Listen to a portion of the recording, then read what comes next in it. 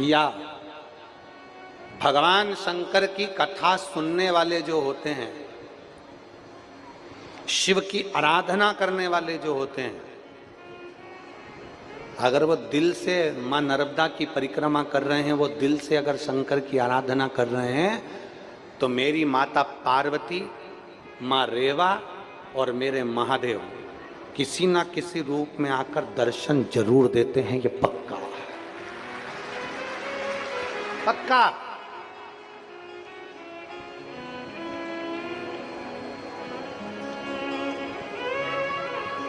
जब हम, आप लोगों ने तो पहले हम कथा में वर्णन किए हैं, बाबा जी के पास में जब कथा हुई थी तो हमने उसमें वर्णन किया है। पहले हम 22 वर्ष के पहले, 22 साल पहले माई नर्मदा की परिक्रमा करी हमने। 20-22 साल हो गए होंगे, 22 साल के पहले की बात।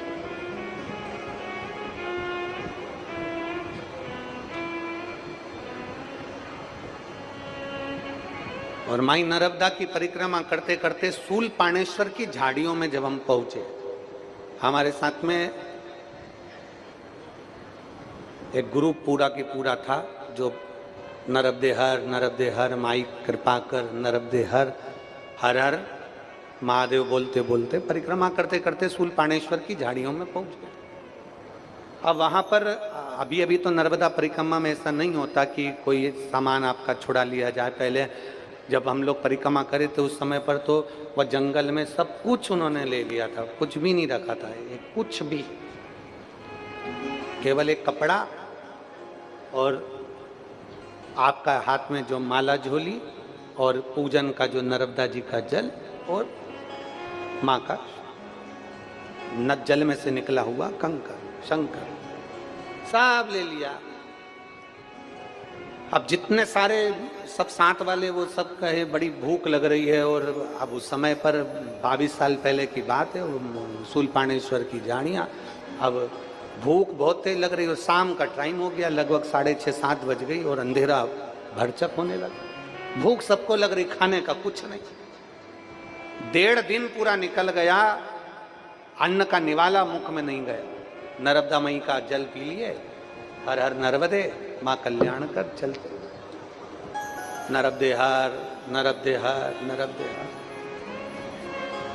अब उसमें कुछ ज्यादा उम्र के भी थे तो उनको चक्कर आने लगे, बिना, अब भूख लगे, भोजन नहीं, कुछ भी, क्या करें।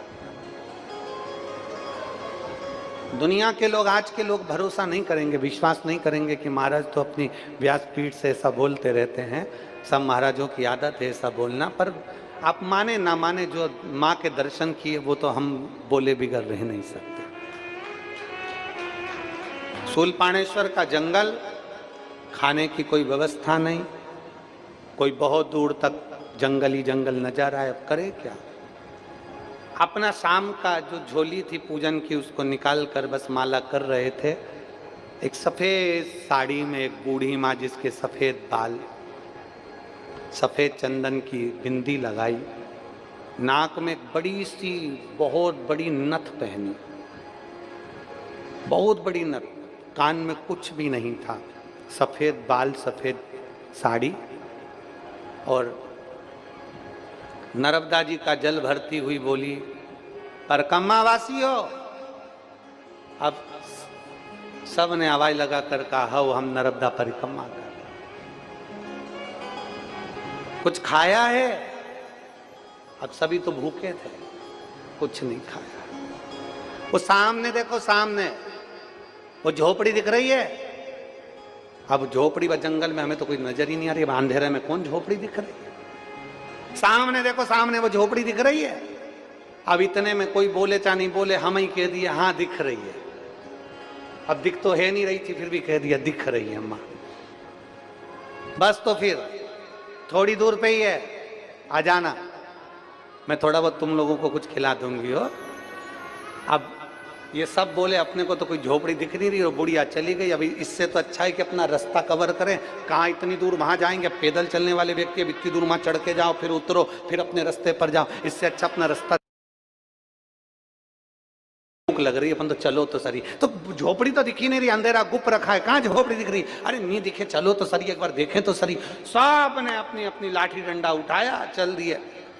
गए तो क्या देखा, एक 4 बड़े बड़े वृक्षों के 4 वृक्षों से बंधी हुई एक झोपड़ी, और झोपड़ी में बुढ़िया, और बुढ़िया ने एक छोटी सी कढ़ाई में बना रखा था मीठा दलिया, वो गेहूं की फाड़, दलिया बोलते, थूली बोलते, मीठी थूली, और बुढ़िया ने बना कर रखी। और वहां जाते से हमने आवाज लगाई, माँ माँ। अंदर से बुढ़िया बोली, बैठ जाओ, बाहर ला रही हूं, अंदर मत आना, बाहर बैठ जाओ, अंदर मत आना। हम बाहर बैठ गए, पेड़ के पत्ते बड़े बड़े, उस पे बूढ़ी माँ ने थूली डाल दी, सब ने पेट भर कर खा ली। खाने के बाद सब पानी पीने के लिए नर्मदा जी की ओर आगे बढ़े। हमने कहा माँ पानी, तो कि इतनी बड़ी नर्मदा है तो सरी वहाँ जाके पी लो। हम पीने के लिए गए, माँ का वापिस जब धन्यवाद देने के लिए आए तो ना तो वहाँ माँ थी और ना वहाँ झोपड़ी थी, माँ ही माँ।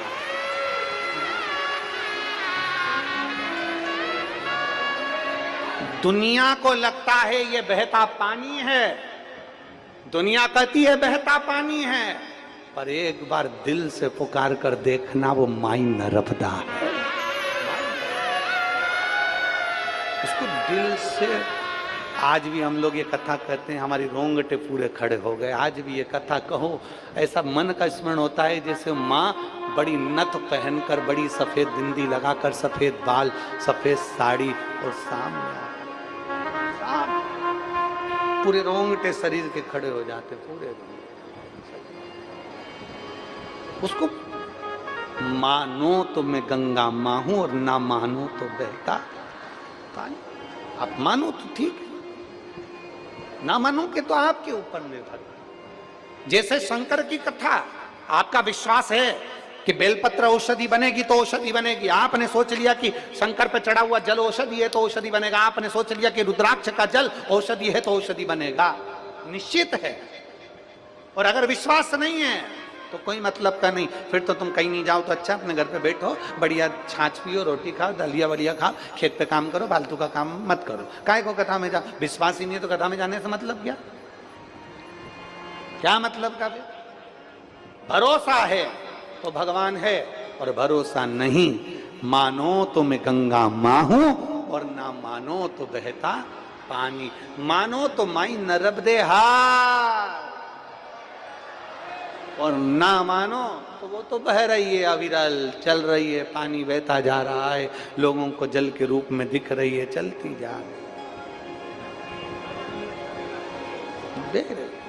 आप मानोगे तो वो माँ है, ना मानो। थारो नीरमल नीरमल पानी नर महारानी, थारो नीरमल नीरमल पानी नर्मदा महारानी। ओ थारो नीरमल नीरमल पानी नर्मदा महारानी, थारो